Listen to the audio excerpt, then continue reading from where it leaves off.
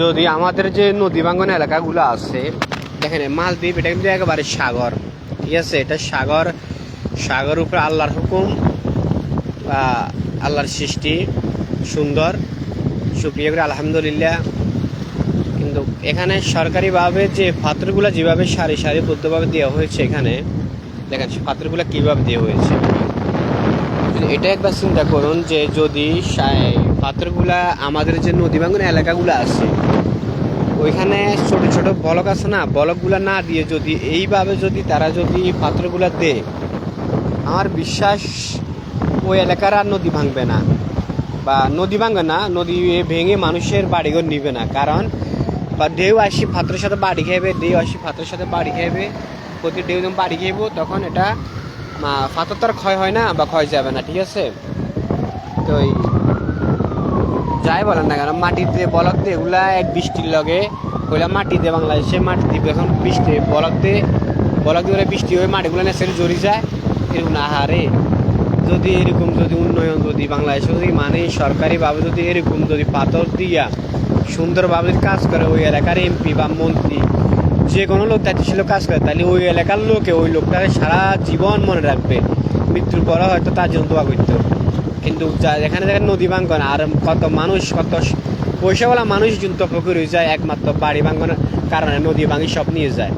তাহলে যদি এইভাবে যদি সুন্দরভাবে যদি তারা যদি কাজ করে, দেখেন ওই সাগরের মাঝখানে একটা দ্বীপ দেখতেছেন না, দ্বীপ, ঠিক আছে, একটা দ্বীপ দেখতেছেন না, ওই দ্বীপেরও পাশে সাইডে পাশে এরকম এরকম করে আপনার যে এই পাথর দেওয়া আছে, বুঝছেন? ঢেউ আসি বাড়ি কথা খায়, ঢেউ আসি বাড়ি খায় পাথরের সাথে। তো ওই যদি পাথরের সাথে ঢেউ বাড়ি খায়, যদি বলা হইতো মাটি হইতো, এগুলো সব মানে জড়ি যাইতো বা নিচে নামি যাইতো আর কি। পাথরের সাথে যখন বাড়ি খায় তখন আর এটা ভাঙে না। তো এরকম কিছু নেই।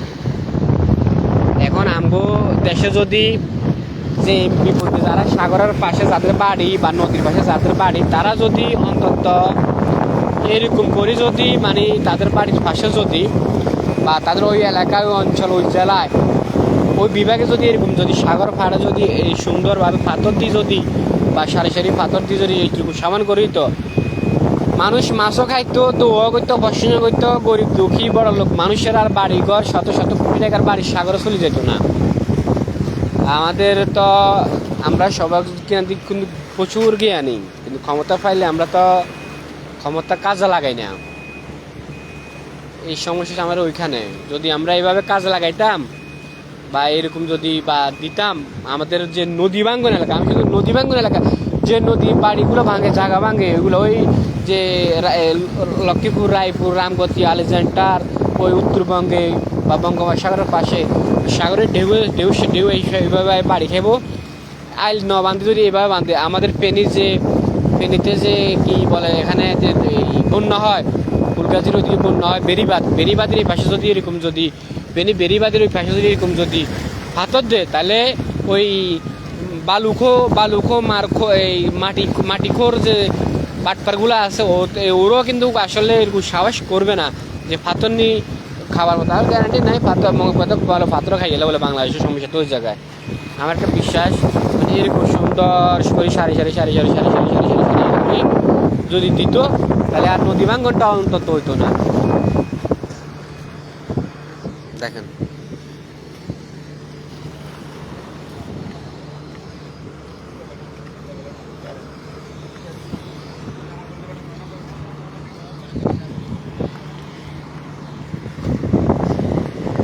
দেখছেন কি সিস্টেম করে সরকারিভাবে, দেখছেন।